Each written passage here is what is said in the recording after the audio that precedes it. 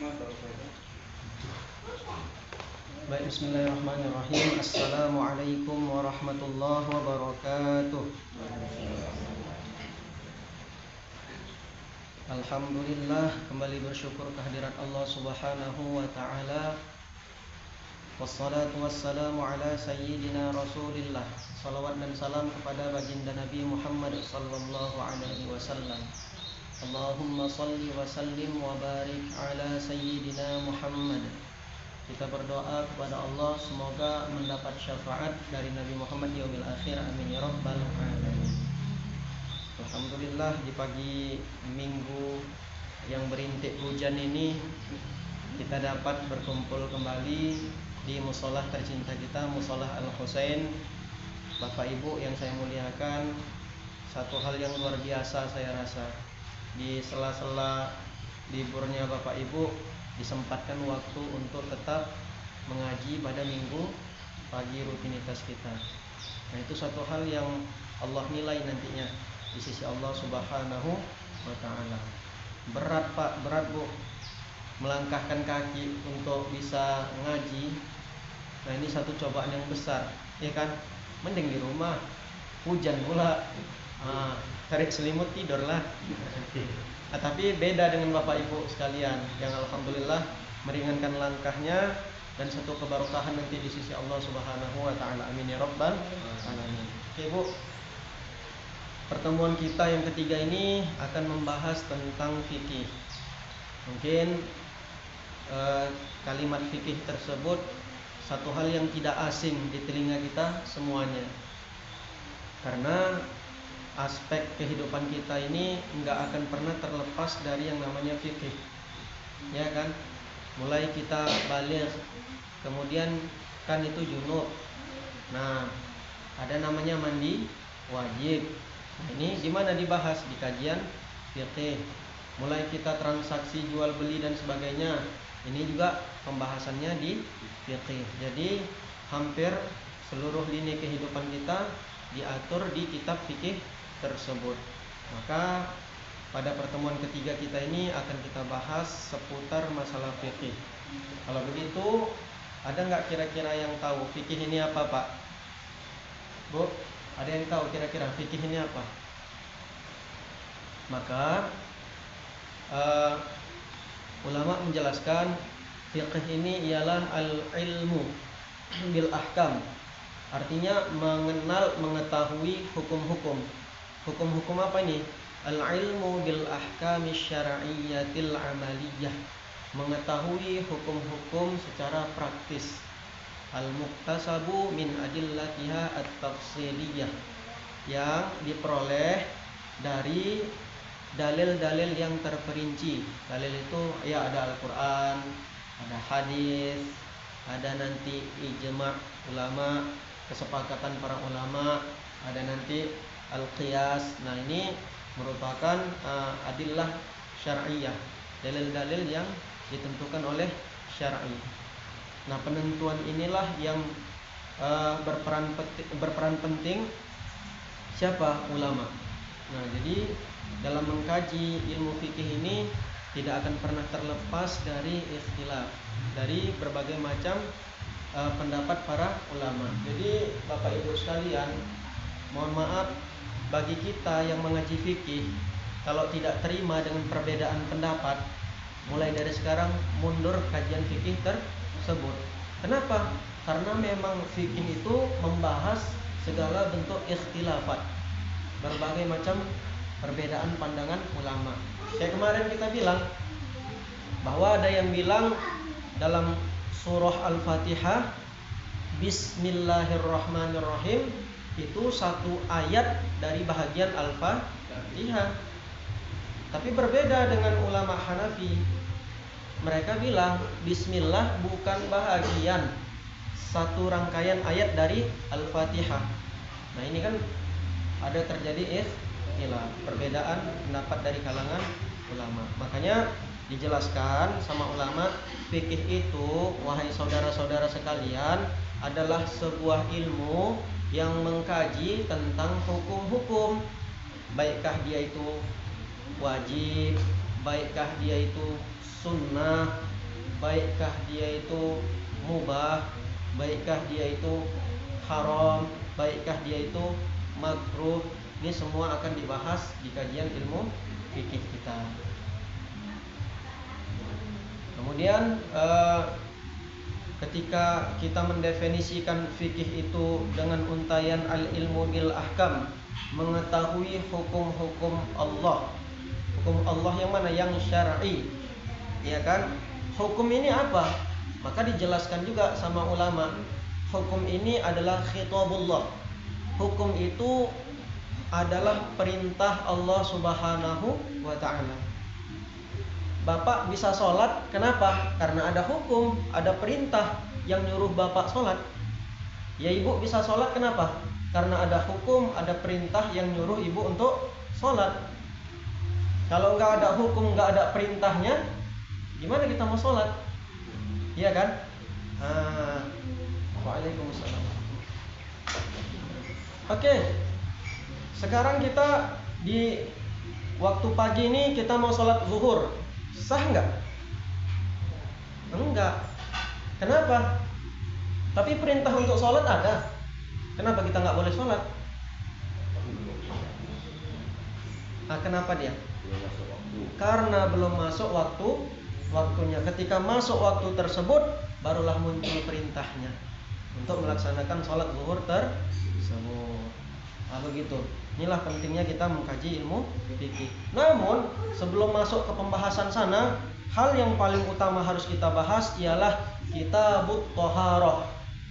Sebuah kitab yang menjelaskan tentang at-thaharah. Apa ini thaharah? Secara artinya, thaharah maknanya bersuci. Jadi nonsen Bu, mohon maaf Bapak Ibu sekalian, kalau mau sholat tapi belum bersuci, nggak mungkin. Maka penting bagi kita, setiap kali mau pelaksanaan sholat harus terlepas dari hadas, dari najas. Artinya apa? Harus suci. Maka pertama kali dalam bab fikih ini yang dibahas adalah tentang Kitabut Thaharah, kitab yang menjelaskan tentang tata cara bersuci.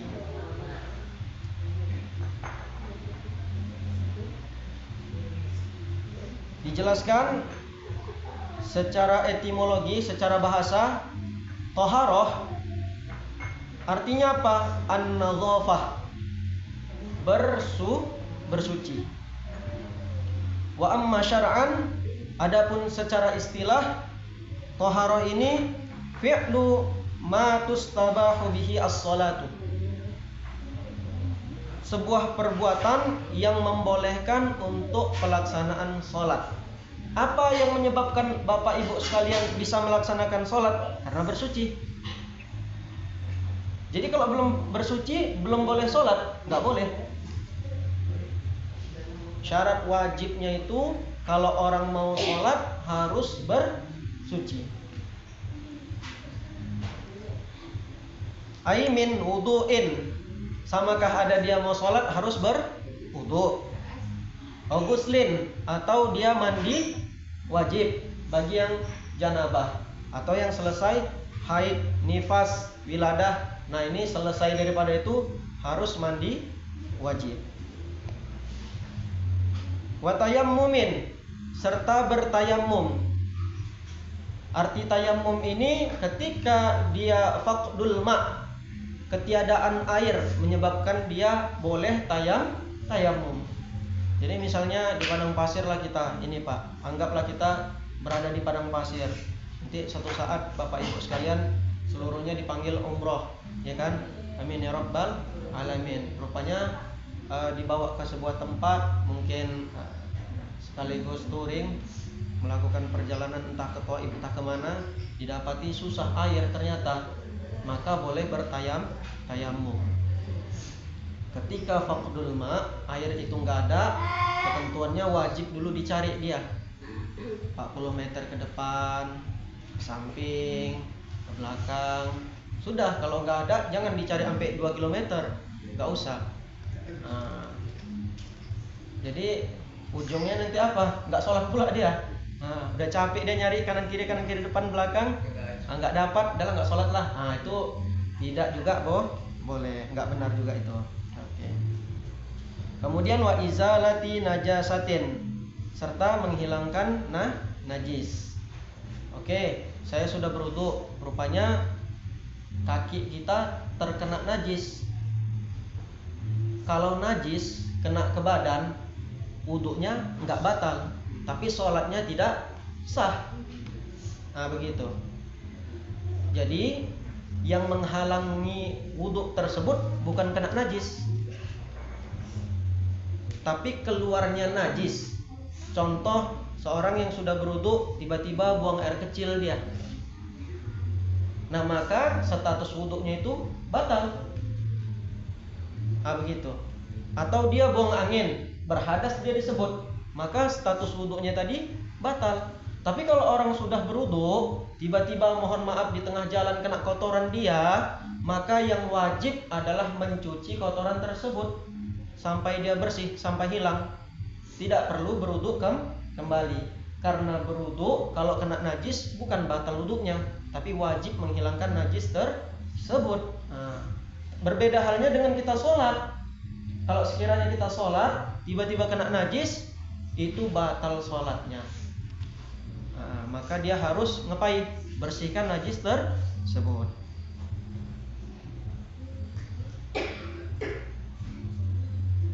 Kemudian pastilah ya Bapak Ibu sekalian, ketika kita mau bertoharoh, mau bersuci, ini kan harus ada bendanya. Apa sih benda yang harus kita pakai, alat yang harus kita pakai untuk bersuci? Maka dijelaskan al-miyahul lati yajuzu. Maka untuk bersuci ini harus dia menggunakan air. Air yang boleh dipakai itu ay yasihhu, sah dia difungsikan, at-tathiru biha, untuk dipakai bersuci, sab'u miyahin, ada 7 macam air. Nah ini kita kaji dari dasar dulu. Jadi Bapak Ibu sekalian, untuk menghilangkan najis, mengangkatkan hadas, ini kita butuh alat untuk menghilangkan najis tersebut serta mengangkatkan hadas tersebut. Pakai apa dia? Nah dijelaskanlah sama ulama, menggunakan air. Air ini dibagi kepada 7 macam. Yang pertama kata ulama, ma'us samai. Air yang 7 ini apa-apa saja. Yang pertama ma'us samai, air yang turun dari langit. Nah, inilah yang kita rasakan pagi ini, air hujan. Jadi air hujan ini kalau misalnya Bapak Ibu sekalian mau pakai dia untuk berwudu, atau mandi wajib, atau menghilangkan najis, atau mandikan mayat, silahkan. Sah-sah saja. Kenapa? Dapat menghilangkan najis dan mengangkatkan hadas. Apa yang dimaksud dengan air sama tadi, air langit tadi? Ai an-nazilu minha, air yang turun dari langit tersebut, yang kita bilang, yang kita kenal dengan istilah air hujan. Wa ma'ul bahri. Kemudian air yang kedua katanya air laut. Air laut juga bisa dipakai untuk menghilangkan najis, mengangkatkan hadas. Nah silakan, kalau nggak percaya Bapak Ibu sekalian, pergi ke laut Belawan sana. Itu kan luas ya. Jadi air laut tersebut juga bisa dipakai untuk menghilangkan najis, mengangkatkan hadas.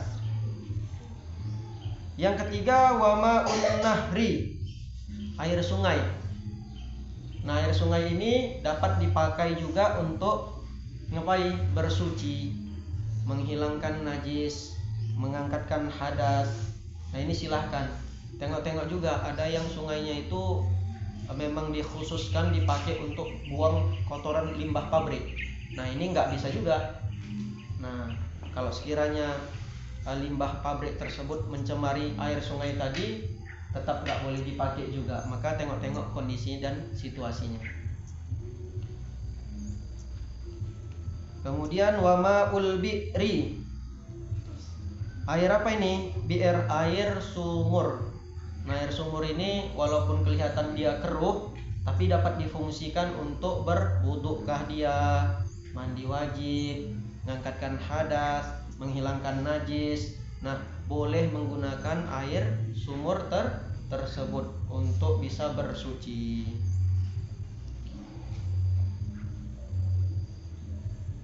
Kemudian wa ma'ul aini, air mata air.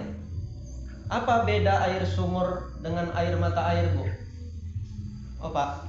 Apa beda air sumur dengan air mata air? Nah, ulama menjelaskan kalau dia air sumur, keluarnya air disebabkan digali. Iya kan? Kalau dia air mata air, keluarnya air tersebut disebabkan natural, alami. Air pegunungan, itu kan air mata air. Keluar dia dengan sendirinya tanpa digali.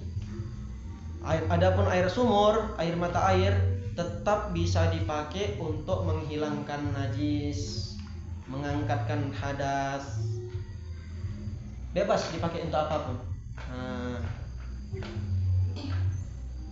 selanjutnya ada wama ustalji, air salju.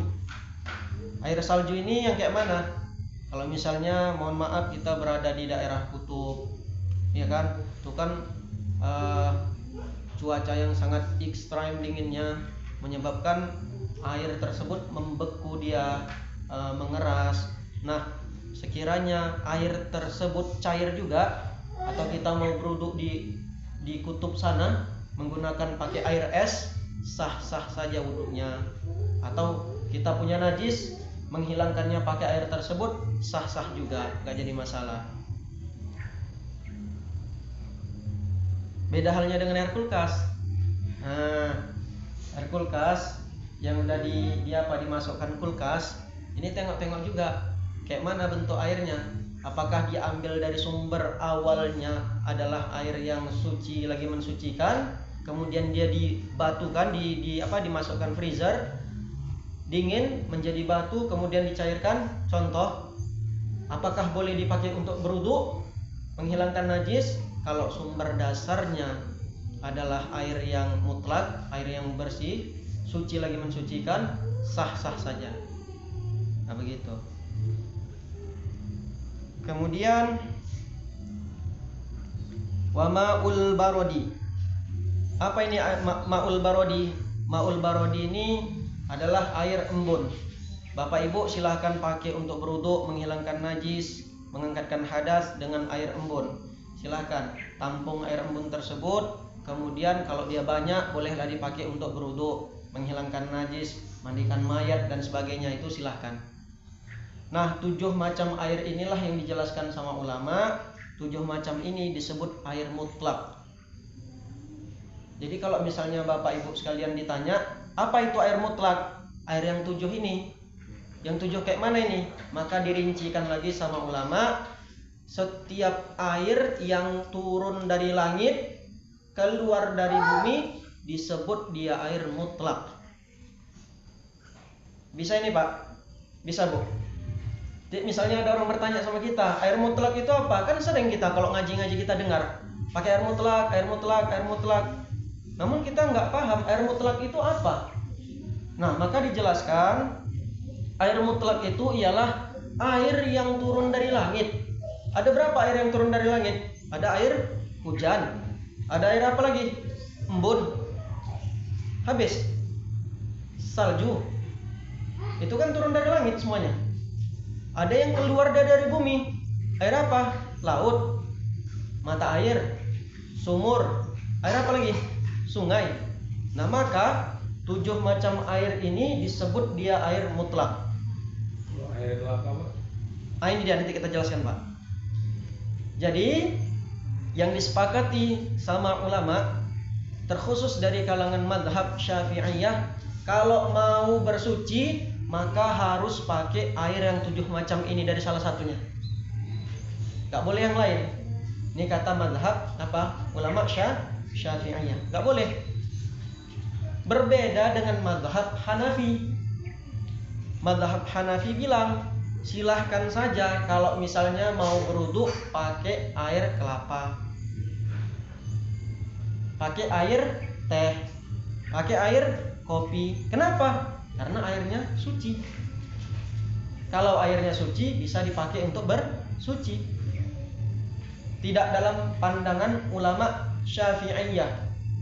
Ulama Syafi'iyah bilang sekalipun air kelapa itu suci, air teh itu suci, air kopi itu suci, tapi nggak dapat dipakai untuk bersuci. Kenapa? Karena sudah ada campuran di dalamnya. Jadi kalau misalnya Bapak Ibu mau mengamalkan mazhab Hanafi, bolehlah coba-coba kan buat air teh banyak, 1 teko, coba berwudu pakai air teh tersebut. Pas sholat saya yakin dikerumuni semut. Atau mau pakai air kopi kan, biar berhitam-hitam dia. Nah jadi itu perbedaan antara mazhab Syafi'i dan mazhab Hanafi. Ini tadi yang saya bilang di awal, belajar fikih harus bisa menerima perbedaan pendapat dari kalangan ulama fikih tersebut. Jadi nggak boleh, misalnya contoh nanti kalau suatu saat ini kan kita udah belajar, udah mengaji. Kalau satu saat ada orang dari luar negeri sana, dia bermazhab Hanafi, tiba-tiba kepingin dia berwudu misalnya pakai air kelapa, kita bilang sesat ini ajarannya. Enggak, karena kita udah ngaji, jadi nggak boleh langsung menyesatkan siapapun. Nah begitu. Kecuali yang memang dianggap sama ulama itu sesat. Contohnya aliran Syiah, ya kan? Contohnya aliran Wahabi, Salafi. Contohnya aliran Mu'tazilah, misalkan. Yang disepakati sama ulama itu aliran sesat, maka tetap kita pegang teguh mengikuti mereka adalah satu hal yang sesat, nggak boleh.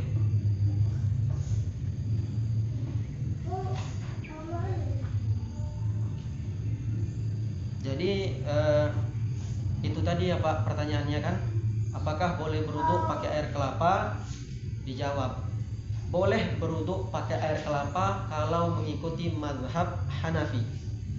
Berbeda dengan mazhab Syafi'i yang beliau mengatakan bahwa tidak boleh berwudu menghilangkan najis, mengangkatkan hadas kecuali pakai air mutlak tersebut. Jadi sekiranya bukan air mutlak, nggak boleh dipakai. Untuk ngapain?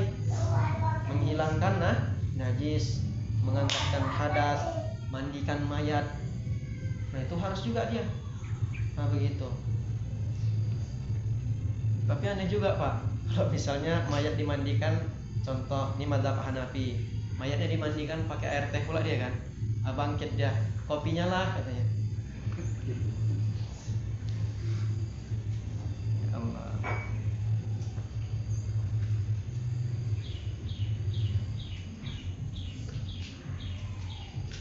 Adapun air yang selain dari air mutlak ini tadi, misal contoh air nira yang belum difermentasikan, air kelapa, kemudian air apa? Air tebu, sah saja dipakai untuk minum, dikonsumsi. Silakan aja, nggak apa-apa. Air nira tadi sebelum difermentasikan, silahkan saja untuk diminum. Karena ada sebahagian air tersebut yang difermentasikan berubah dia hukumnya. Air nira ketika difermentasikan, diendapkan, dia berubah jadi tua, ya kan? Nah kalau sudah berubah dia jadi tua, itu satu hal yang memabukkan, maka haram hukum mengkonsumsinya. Tapi kalau misalnya dia difermentasikan lagi sehingga berubah dengan sendirinya tanpa campur tangan apapun, atau ada benda yang masuk, misalnya contoh, maka berubahnya air nira tadi menjadi tua, kemudian karena ada benda yang masuk berubah dia lagi menjadi cuka, tetap jatuh hukumnya haram. Tapi kalau dia berubah dengan sendirinya karena diendapkan, dia berubah dari air nira menjadi cuka, menjadi tua, kemudian berubah dengan sendirinya tanpa ada campuran apapun. Nah ketika air nira menjadi tua menjadi cuka, maka jatuh hukumnya halal. Nah begitu. Kenapa? Karena dia murni tanpa ada campuran apapun. Nah ini harus kita pahami Bapak Ibu sekalian. Jadi begitulah hukum. Ada kalanya dia hukum dasarnya halal, kemudian dia karena bersifat memabukkan jatuh hukumnya haram, kemudian hilang sifat memabukkannya. menjadilah dia cuka. Cuka kan halal kan? Ada yang berfatwa cuka itu haram? Tidak ada ya. Maka jelaslah pendapat para ulama atau fuqaha yang mengatakan bahwa cuka itu halal. Nah, dari air yang 7 ini tadi, Bapak Ibu sekalian, ulama membagi-baginya lagi, menggolong-golongkannya lagi, mengklasifikasikannya. Ada kalanya air yang 7 ini tadi dia thahirun fi nafsihi. Dia mampu untuk mensucikan dirinya sendiri ya. Mutahhirun li ghairihi, dapat dipakai untuk mensucikan yang lain. Air hujan itu asal airnya itu suci dan dapat dipakai untuk bersuci. Disebut dalam bahasa Arab thahirun mutahhirun, suci dapat mensucikan. Artinya airnya itu suci dan dapat dipakai untuk bersuci, menghilangkan najis, mengangkatkan hadas, mandikan mayit dan sebagainya. Ghairu makruhin isti'malu, tidak ada kemakruhan menggunakan air tersebut. Jadi air laut nih, misalnya hemat-hemat kan, kita cuma punya air tawar sedikit yang bisa dipakai masak, untuk minum. Orang-orang yang hidup di pesisir pantai, misalnya contoh, kalau kesulitan mereka mendapatkan air yang segar, air yang bisa dipakai untuk masak, cuci beras, minum dan sebagainya, maka untuk mandi wajibnya, istinjanya, kemudian berwuduknya, silakan langsung ke laut supaya hemat terhadap air. Nah, silakan langsung.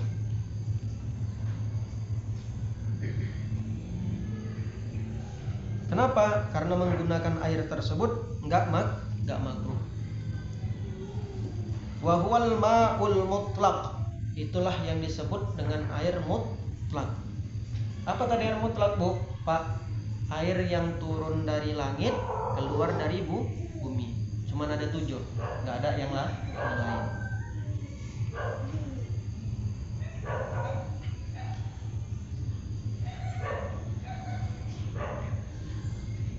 Wasani, yang kedua kata ulama, thahirun mutahhirun, airnya suci, dapat dipakai untuk bersuci. Tapi ingat, makruhun isti'maluhu, makruh hukum menggunakan air tersebut. Tapi dia suci, betul, dapat dipakai untuk bersuci. Iya, kok makruh digunakan? Nah, ini dijawab sama ulama. Fil badani la fis thawab, penggunaannya makruh hanya di badan, bukan untuk di baju. Kayak mana rupanya? Wahwa al-ma'ul musyammas, itulah air yang langsung dia terkontaminasi, tersengat oleh matahari. Ternyata kalau misalnya ada bak kita yang langsung airnya itu kena matahari, nah ini menimbulkan efek kuman, penyakit. Nama penyakitnya penyakit sofa, penyakit pelang. Yang mohon maaf kayak biri-biri nanti dia di hitam, agak coklat, penyakit belang, penyakit sofa.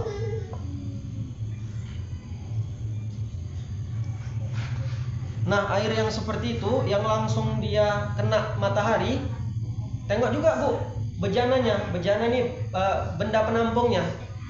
Nah, kalau benda penampungnya tersebut merupakan terbuat dari timahkah dia, tembagakah dia, sengkah dia, kalengkah, besikah, ini dapat menimbulkan penyakit dari lempengan benda tersebut.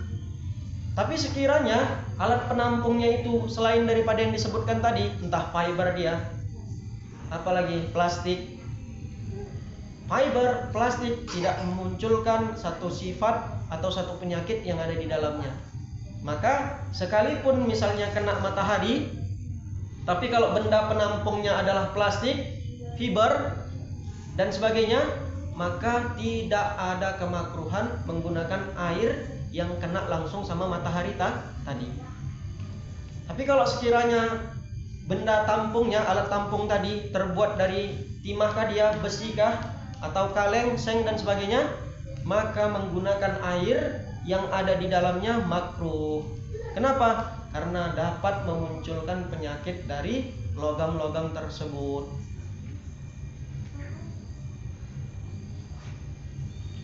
Itulah yang dimaksud tadi dengan al-ma'ul musyammas, air yang terkena matahari, ai al-musakhkhanu bi ta'thirish syamsi fih. Air musyammas itu definisinya air yang dipanaskan karena efek matahari tersebut.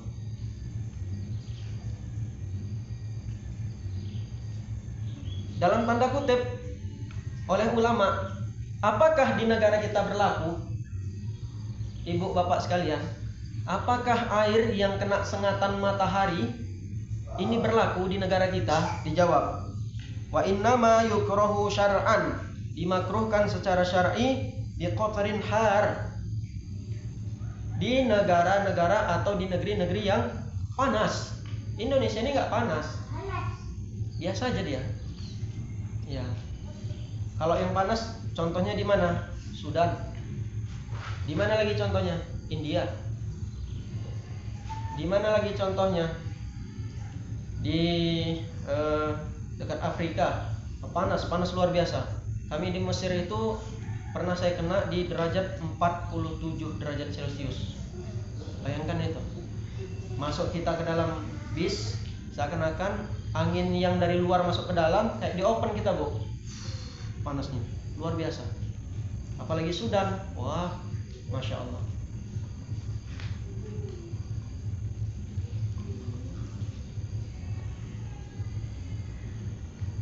Jelas ya, Bu, Pak? Innama yukrahu syar'an, dimakruhkan secara syar'i bi qatrin har, di negara-negara yang panas. Indonesia, Malaysia, Brunei, Thailand, itu negara nggak panas. Hanya mataharinya cuaca yang menyebabkan efeknya menyengat. Nah, tapi pada dasarnya Indonesia ini bukan salah satu negara yang panas. Bayangkan beberapa tahun yang lalu di India sampai derajatnya 50 derajat Celcius, menyebabkan banyak yang wafat, banyak yang bermatian disebabkan panasnya terlalu ekstrim. Di Mesir gitu juga ada bus yang meledak karena terlalu panas. Di Indonesia ini panasnya apa? Kombur. Makanya meledak-meletup dia.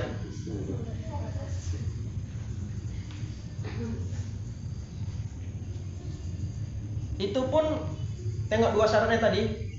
Kalau sekiranya hukum menggunakan air yang langsung kena matahari tadi, itu syaratnya ada dua. Yang pertama, dia harus berada di negeri-negeri yang panas.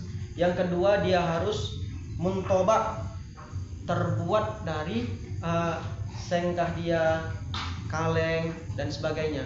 Nah, dua syarat ini yang harus kita pegang teguh untuk bisa kita katakan air tersebut makruh digunakan. Sekarang sudah terjawab enggak ini Pak Bu sekalian?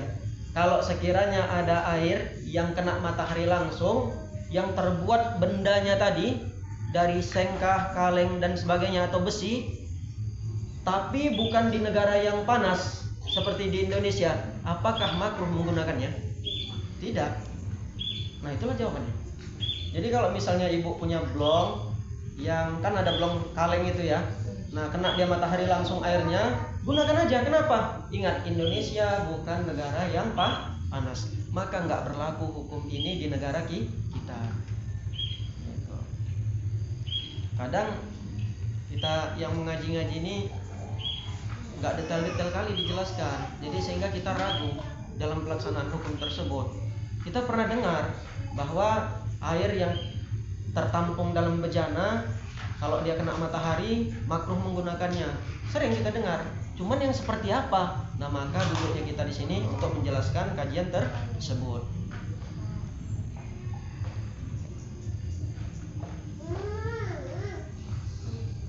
Bagaimana kalau sekiranya alat penampung air ini tadi bukan seng, bukan kaleng, bukan timah, bukan juga fiber, bukan juga plastik, tapi dia terbuat dari emas atau perak. Mana tahu kaya kali kan? Nah, seperti sultan-sultan Arab itu, Jadi alat penampung airnya itu terbuat dari emas atau perak, kena matahari juga. Apakah hukum menggunakannya? Saya ulang Bu, saya ulang Pak sekalian. Tadi syarat air tersebut makruh kalau dia di negeri-negeri yang panas. Kemudian kalau dia terbuat dari seng, kaleng, besi dan sebagainya. Nah sekarang tempat penampungan air ini tadi berada di negara yang panas juga, tapi bedanya terbuat dari emas atau dari perak. Langsung airnya kena sinar matahari. Nah bagaimana hukum menggunakan air yang ada di dalam tersebut? Apakah juga makruh? Dijawab, illa bina'an naqdain bi safai jauharihima, kecuali kalau bejana tersebut terbuat dari perak dan emas. Walaupun dia berada di negeri yang panas, airnya kena langsung sinar matahari, maka tidak ada kemakruhan menggunakan air yang berada di dalam bejana tersebut. Kenapa? Karena dipastikan bejana yang terbuat dari emas ataupun perak adalah bejana yang suci. Arti sucinya apa? Bahwa nggak akan pernah mengandung penyakit. Nah ini dia, nggak akan pernah mengandung bakteri. Makanya kenapa Islam membolehkan yang perempuan khususnya pakai emas. Padahal kadar emas kan boleh jadi luntur. Nah dia akan keluar seiring berjalannya waktu perempuan tersebut haid. Selesai. Yang laki-laki kenapa nggak diperbolehkan? Dalam madhab kita, madhab Syafi'i, itu haram laki-laki menggunakan emas. Terkhusus kata Al-Imam An-Nawawi, mutlaqon. Mau dia pakainya kecil saja atau besar, yang namanya pakai emas itu haram. Kenapa? Yang pertama karena larangan agama. Yang kedua karena nggak keluar serpihan sekiranya emas tadi luntur. Nah atau apa ya bahasanya, efek emas tersebut nggak akan pernah keluar kalau dia masuk ke pori laki-laki. Nah itu, kalau perempuan kan dia bisa keluar dari haid.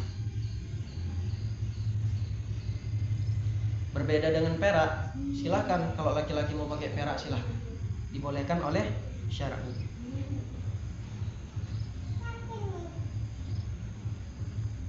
Kemudian dilanjut Bapak Ibu sekalian, kalau bejana tadi terbuat dari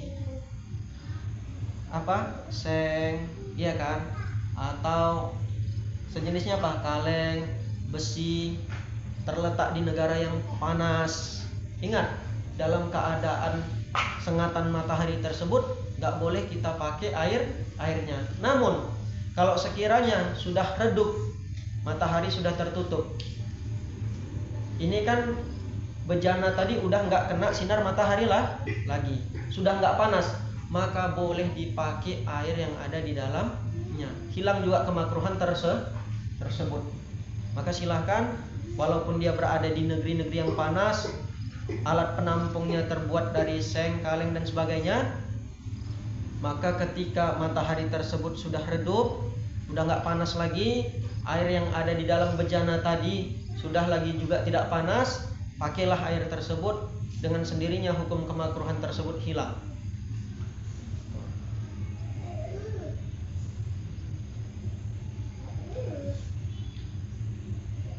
Tapi Al-Imam An-Nawawi lebih memilih waqtaron Nawawiyu adamal karahati mutlaqon.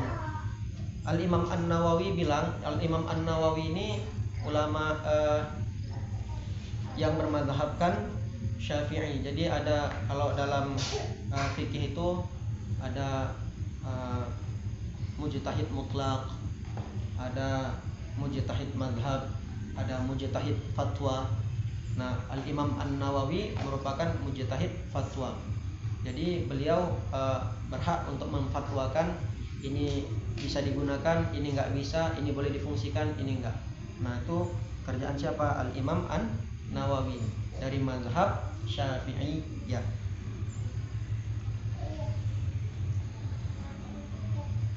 Kita lanjut lagi Bu, Pak. Wa yukrahu aidan syadidus sukhunati wal burudati. Makruh make air yang mohon maaf walaupun dia airnya keluar dari gunung tapi panas sekali pula. Nah, maka makruh menggunakan air tersebut. Khawatir nanti apa? Kulitnya rusak. Ya kan? Oke, kulit kita tahan. Ketika kita mau menyapu rambut, dikhawatirkan bisa rontok. Nah, ini nggak boleh juga. Maka makruh menggunakan air yang sangat panas ataupun sebaliknya, air yang sangat dingin. Makruh. Kayak mana tadi berwudu di kutub sana? Itu kan airnya dinginnya luar biasa. Nah, gimana solusinya? Kalau menggunakannya nggak jadi masalah. Tapi dalam hukum fungsinya bahwa air yang sangat dingin tersebut dapat merusak tulang kita juga. Nah, ini sewajarnya kayak mana ini? Sekiranya bisa dia dihangatkan air tadi, tidak dalam kadar panas, menghilangkan dinginnya saja. Nah, dipersilakan untuk menggunakan air tersebut.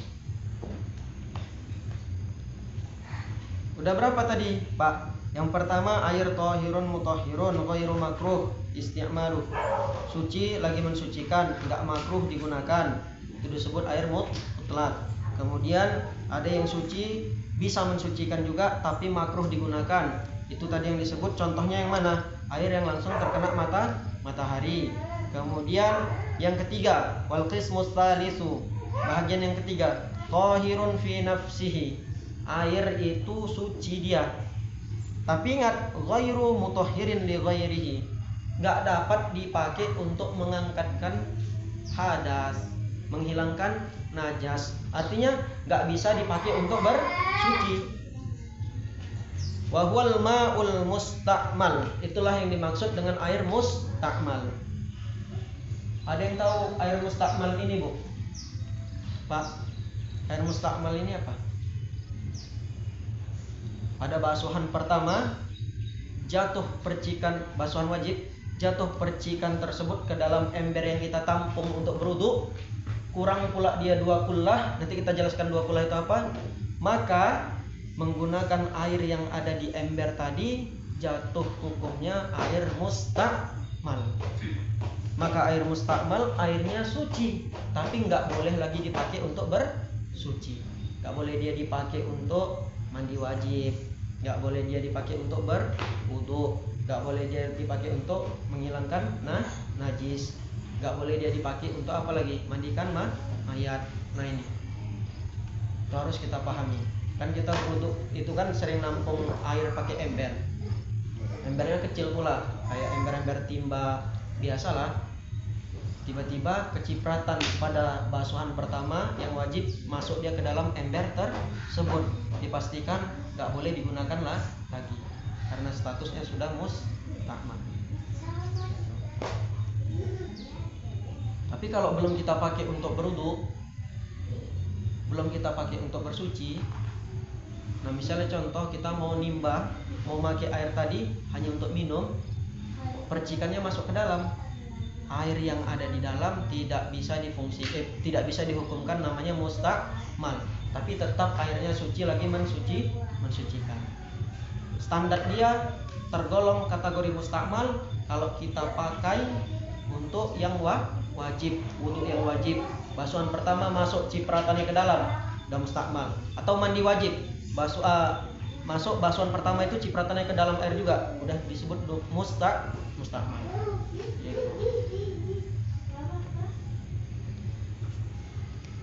Jadi air yang musta'mal tadi tidak boleh untuk dipakai raf'i hadasin, mengangkatkan hadas, wa izalati najasin, menghilangkan najas, illam yataghayyar,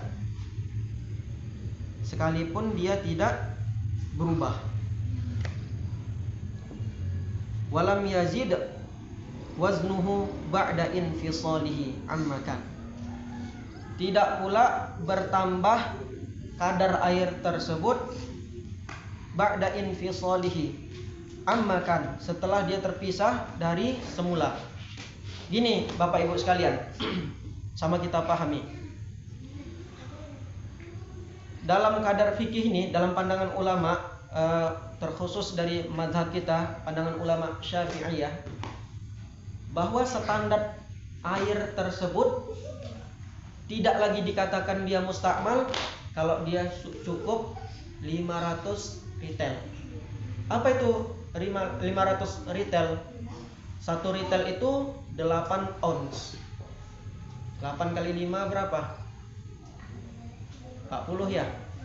Berarti kali 500 4000. 4000 ritel air yang ada di dalam ember tersebut kalau masuk percikan wudhu kita, baru air ini tidak mengapa kita katakan dia tidak mustakmal. Nah begitu. Pening kami, kayak mana? Apa ukurannya? Supaya enak kita masukkan tangan ibu sekira-kira sini. Ini apa namanya? Sedepah. Semeter ya? Panjang semeter, lebar semeter, dalam semeter. Nah sekira-kiranya airnya sudah segitu, kemudian masuk basuhan wudhu kita ke dalamnya, air ini tidak lagi dikatakan dia mustakmal, tapi tetap terhitung air mutlak. Nah begitu. Sekarang yang menjadi pertanyaan, sekiranya air yang ada di dalam ember-ember kecil tadi, kan wudhu kita yang pertama basuhan wajibnya masuk ke dalamnya, kemudian kita kumpulkan ini sampai dapat ukuran semeter tadi, panjang, lebar, dan dalam. Kita kumpulkan dia air mustakmal ini, dapat ukuran segitu. Maka ketika air tersebut sudah dikumpulkan, sudah bersatu dia air yang mustakmal ini tadi, hilang kemustakmalannya, maka sudah menjadi air apa lagi? Mutlak. Nah begitu. Bisa kira-kira Pak? Bisa ya? Bisa kira-kira Bu? Ini kalau yang seputar masalah air belum paham, nanti silakan ditanya selesai pengajian kita ini. Yang ingin kita jelaskan bahwa kedudukan air yang ada di hadapan kita ini ada 7 macam air. Kemudian yang 7 ini diklasifikasikan, dikelompok-kelompokkan sama ulama menjadi 4 versi. Sudah sampai kita ke versi ketiga, airnya suci tapi nggak dapat dijadikan untuk bersuci. Itulah namanya air mustakmal.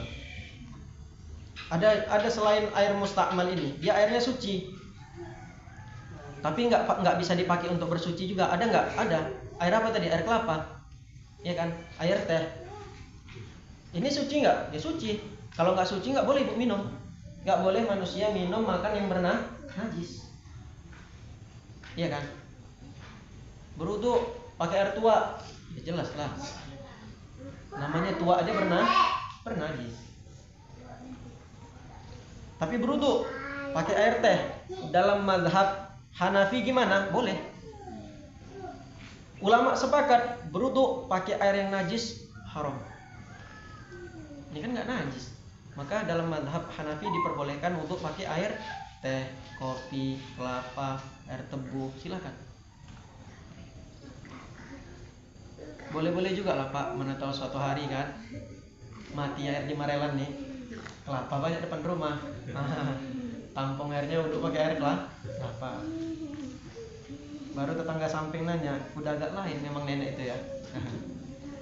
Karena belum ngaji. Allah. Nah ini pentingnya kita ngaji. Kenapa fungsinya kita harus ngaji? Karena supaya lisan kita enggak cepat terlalu menyalahkan orang, ya kan? Ini kan ma yalfidhu min qaulin illa ladayhi raqibun atid. Tidak akan ada satu ucapan pun melainkan nanti ada malaikat yang senantiasa catat. Kalau baik dia dicatat baik, kalau buruk dia dicatat buruk. Mohon maaf ini Pak Bu sekalian, lisan ini sering mengeluarkan kalimat-kalimat yang pahit, sering mengeluarkan fitnah, sering mengeluarkan tuduhan. Mohon maaf, saya harus terangkan juga, kalau sekiranya tuduhan buruk tersebut ternyata nanti di hadapan Allah orang yang kita tuduh bukan pelakunya, maka tuduhan tersebut kembali kepada kita yang menanggung azabnya. Berat. Hati-hati, berat. Oh itu anak si Polan itu mohon maaf tukang zina kerjanya, contoh. Karena kita tengok dia pulang jam 1 malam. Karena kita tengok dia pulang tengah-tengah malam. Mana tahu dia cari kerja sampingan, ngojek atau apa, misalnya contoh. Keluar lisan kita untuk memfitnah orang tersebut, yakinlah pelaku fitnah kan sangat keji. Nanti di akhirat, di hadapan Allah, fitnah yang kita lontarkan kalau nggak terbukti akan kembali ke diri kita. Kita yang menanggung azab daripada fitnah yang kita buat. Jadi saya rasa dan saya yakin dan percaya orang-orang yang sedang mengaji di Mushola Al-Husain ini adalah orang-orang yang terjaga lisannya. Amin ya Rabbal Alamin. Selagi di Mushola. Oh enggak.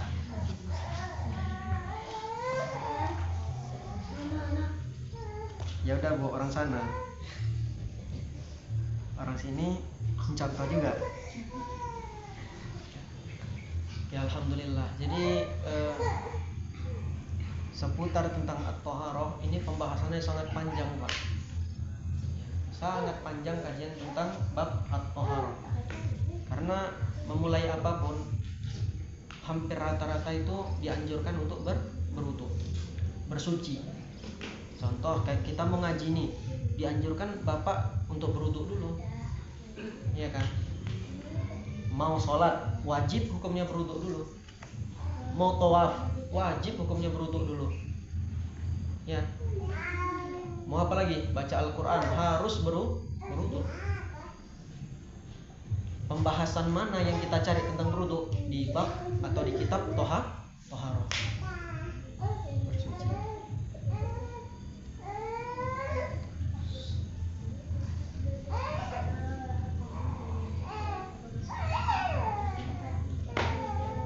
Kemudian dilanjut wal mutaghayyir ai wa min hadzal qismi, dari pembahagian yang ketiga ini juga masuk contohnya al-ma'ul mutaghayyir ahadu awsafihi, air yang mohon maaf berubah salah satu sifat air tersebut. Bapak Ibu sekalian, bahwa menandakan air tersebut masih suci atau enggak berubah dia 3 sifatnya. Yang pertama ta'muhu, rasanya. Nah, kita harus tahu air ini masih bisa digunakan bersuci atau enggak. Gimana caranya? Tengok 3 hal ini. Yang pertama ta'muhu, tengok rasanya. Launuhu, tengok warnanya. Kemudian rihuhu, tengok baunya. Sekiranya air yang kita tampung, air hujan tadi yang kita tampung, misalnya contoh, kita tengok ini air masih bisa dipakai untuk bersuci atau enggak. Ambil, ciduk dia pakai cangkir atau apa, terserah. Dirasa bagus, cium enggak bau.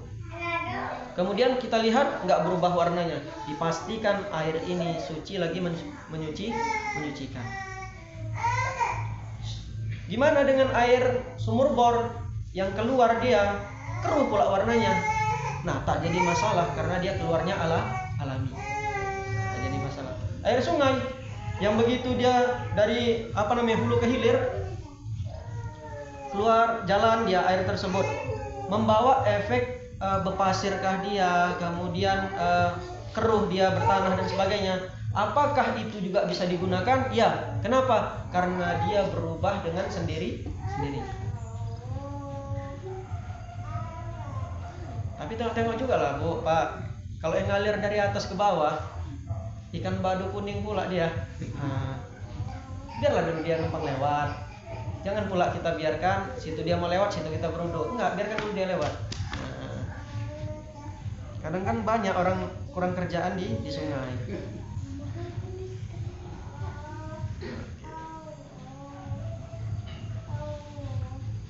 Jadi itu sifat air.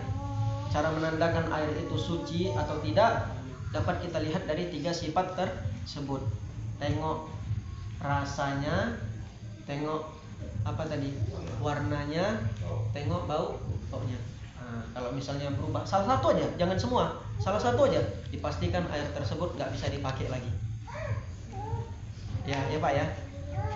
Nah, kalau dia berubah dengan sendirinya, tetap dia suci.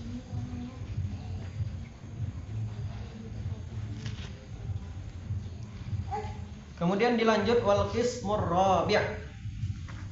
Bahagian yang keempat, bahagian terakhir ma'un najas, air yang bernajis. Maka sepakat air yang bernajis nggak boleh dipakai untuk apapun kecuali dalam beberapa hal. Contoh nih Bu, nyiram jalan, iya kan? Kan ada jalan ini kadang terlalu panas jadi berdebu dia. Nah nggak apa-apa disiram pakai air comberan, siram. Nggak apa-apa, silakan aja, boleh. Kemudian dipakai untuk apa lagi nih air yang bernajis? Bolehnya dipakai untuk nyiram tanaman. Silakan. Barangkali dia efek kumannya lebih tinggi sehingga tanaman tersebut lebih subur. Nah, silakan aja, nggak apa-apa. Tapi nanti pas mutiknya ya langsung digibal. Cucilah dulu sampai bersih, sampai hilang baunya, sampai hilang najisnya.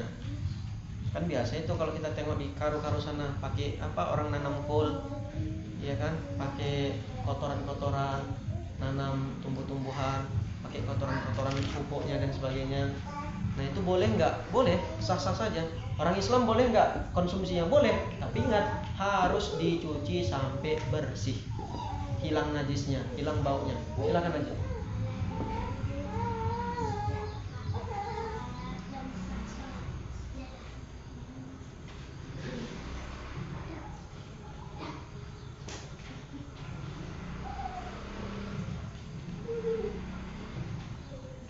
Oke, dilanjut Bapak Ibu sekalian, jamaah Mushola Al-Husain yang dimuliakan Allah. Itulah sepintas tentang air sesuai klasifikasi yang ditentukan oleh ulama, terbagi kepada 4. Dari air yang 7 tadi yang kita bilang air mutlak dibagi menjadi apa?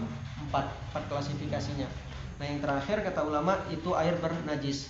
Air bernajis itu air yang mutanajis, yang sudah berubah salah satu sifatnya dengan benda bernajis, gitu. Atau dengan apa? Terlemparnya benda najis ke dalam air tersebut. Kita punya bak.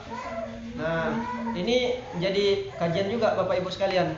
Kita di rumah punya bak. Tiba-tiba masuk bangkai tikus lah kita katakan, atau bangkai cicak ke dalam air tersebut. Jangan langsung dibuang airnya. Karena air yang di bak ini kan banyak ini. Boleh jadi dia 2 kullah. Nah, nggak boleh langsung dibuang airnya, mubazir. Buang dulu apa cicak yang mati tadi atau tikus yang mati, buang dulu. Ditengok apakah salah satu sifat air tadi berubah. Diambil airnya, bau nggak dia? Ternyata enggak. Dirasa, berubah nggak rasanya? Ternyata enggak. Dilihat, berubah nggak warnanya? Ternyata enggak. Kalau sekiranya sifat ini enggak ada pada air yang dimasuki benda najis tadi, maka buang najisnya. Kemudian dipastikan hukum air ini adalah thahirun mutahhirun, suci, dapat dipakai untuk bersuci. Begitu. Jelas ya Bapak Ibu sekalian ya. Nah, tengok dari sifat air tersebut. Tengok-tengok juga benda najis yang masuk ini apa tadi. Kalau kayak cicak, oke lah. Kalau masuk benda najis ke dalamnya, mohon maaf, seekor babi, udah pasti lah itu. Gak usah lagi difungsikan airnya. Tapi kalau misalnya di sungai, ini kan dia bukan berkulah lagi, berkubik, ribuan kubik. Bagaimana? Silakan lewat dulu bangkainya sampai jauh selesai, baru boleh difungsikan air tersebut. Atau di laut ini bukan dia berkilo-kilo lagi, tapi berkubik-kubik, udah ribuan kubik.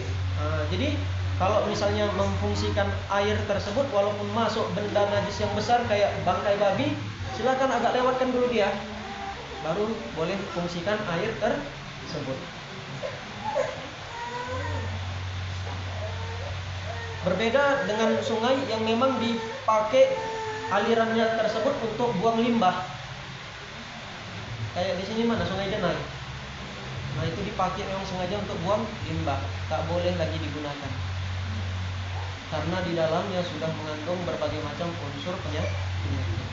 Jadi tengok-tengoklah.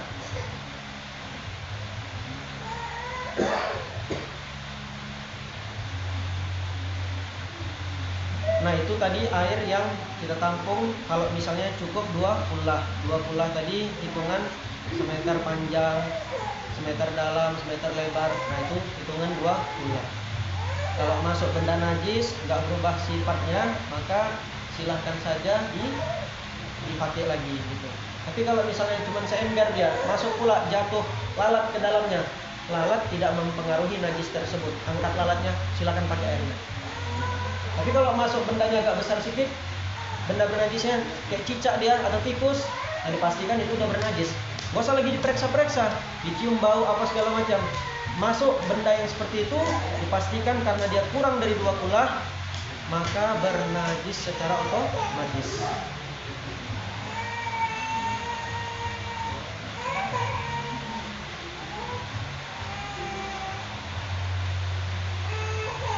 Yang terakhir Bu, sebagai penutup,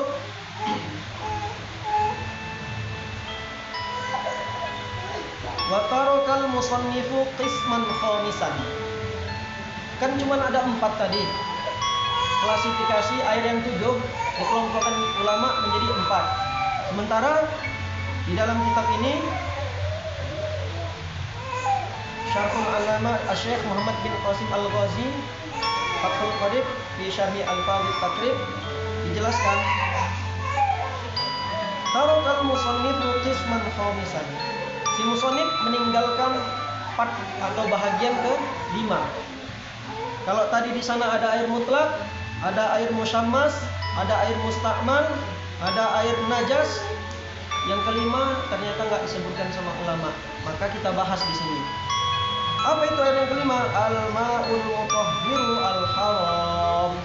Air yang suci dapat dipakai untuk bersuci, tapi menggunakannya haram. Gimana ini?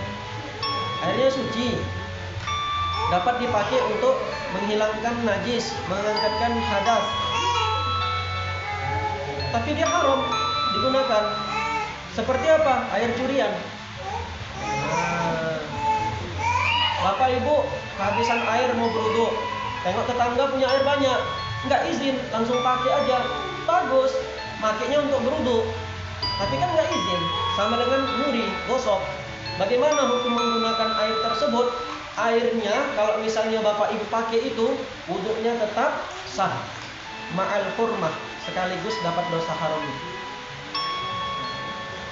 Sama kayak mohon maaf orang haji atau orang umroh, haji pakai uang korupsi. Nah, uang rakyat dikumpulkannya, pergi dia haji. Kalau ditanya bagaimana hukum hajinya, hukum hajinya tetap terlaksana, ma'al hurmah, sekaligus dapat dosa haram. Gitu. Jadi kalau misalnya dia kembali ke pembahasan tadi, berwudu pakai air tetangga tanpa permisi, wudunya tetap terhitung baqi, sah atau terlaksana wudunya, tapi dapat dosa haram. Kenapa? Karena menggunakannya tidak permisi, tidak izin. Nah, begitu. Maka perlu kalimat izin ini, baikkah antar sesama tetangga atau orang-orang terdekat kita, perlu, biar tidak disebut dalam istilah bahasa Arab namanya maghsub, berampas hak atau barang orang lain. Kecuali bapak ibu sekalian, ada satu hal dia nggak usah izin lagi. Kalau tetangganya bilang, mana tahu nanti Pak atau Bu, satu hari habis air, bukan air saya ada, silakan aja pakai. Nah, maka tak perlu dia lagi izin, silakan. Jadi itulah pengajian kita pada minggu pagi hari ini, jamaah Mushola Al-Husain yang dimuliakan Allah. Pada pertemuan ini kita mengkaji tentang permasalahan air, termasuk juga bahagian-bahagiannya serta klasifikasinya.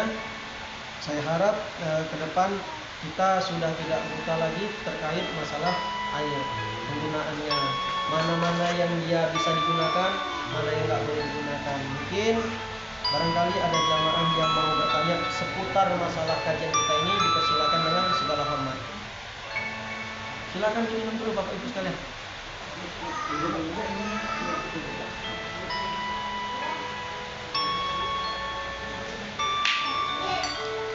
Abang. Ada yang mau bertanya Pak Bu seputar kajian kita ini? Jadi izin saya bertanya yang terakhir dari Wali yang terkait dia sah tapi dia haram, itu manfaatnya berarti tidak ada sendiri kan? Iya. Gimana kalau sekiranya dia meninggal nih? Nah, dia meninggal. Misalnya kan dia berwudu, sholat tadi ya. Terlepas pertanyaan dia mengenai sholat, tapi tidak terlepas pertanyaan dia mengenai hukum pengambilan air tersebut. Gitu. Jadi sholatnya gimana? Sah-sah aja dengan air curian tadi. Sah. Kalau meninggal dia, ini nggak ditanya lagi sholatnya, karena udah sah. Yang ditanya bagaimana cara engkau ngambil air tersebut. Nah, ini yang kena siksa ya, kena bogem. Nah, gitu. Sama seperti haji tadi, dia nggak bakal ditanya lagi karena sudah melaksanakan haji. Tapi caranya yang akan dipermasalahkan Allah, sehingga menimbulkan siksaan yang baru. Jadi ya kalau secara kasat mata kita bilang sia-sia, tapi secara hukum syar'i itu sudah waqi', artinya apa? Terlaksana. Kita ini kadang salah mengambil kesimpulan, Pak. Misal kita katakan ada orang yang mohon maaf nih, dia berjilbab, ya kan, tapi nggak sholat. Terus dibilang sama orang, percuma lah kau berjilbab tapi nggak sholat. Urusan jilbab, urusan pertanggungjawaban dia menutup aurat di hadapan Allah. Ketika nanti Allah tanya, apakah kau menutup aurat? Iya, selesai. Siksanya udah nggak ada. Tapi apakah engkau sholat? Enggak. Nah, ini di sini kena bogemnya. Nah, gitu. Sama kayak tadi, saya ulang lagi. Ketika Allah pertanyakan apakah engkau sudah haji, sudah. Tapi cara engkau melaksanakan haji gimana? Disinilah yang kena hantam sama malaikat. Hajinya terlaksana, sholatnya terlaksana, ma'al hurmah, sekaligus dapat dosa haram. Ada lagi Pak, Bu? Kalau nggak ada, biar kita tutup. Cukup sampai di sini. Oke. Baiklah, kafayna bihadzal kalam wa nastaghfirullahal azim wa syukran katsiran ala ihtimamikum. Terima kasih banyak Bapak Ibu sekalian meluangkan waktunya di majelis pengajian kita di Mushola Al-Husain, dan kita berharap nggak cuma di sini kita nanti berkumpul, semoga di surganya Allah juga kita dapat bertatap muka kembali. Amin ya rabbal alamin. Kepada Allah saya mohon ampun, kepada Bapak Ibu sekalian saya mohon maaf. Assalamualaikum warahmatullahi wabarakatuh.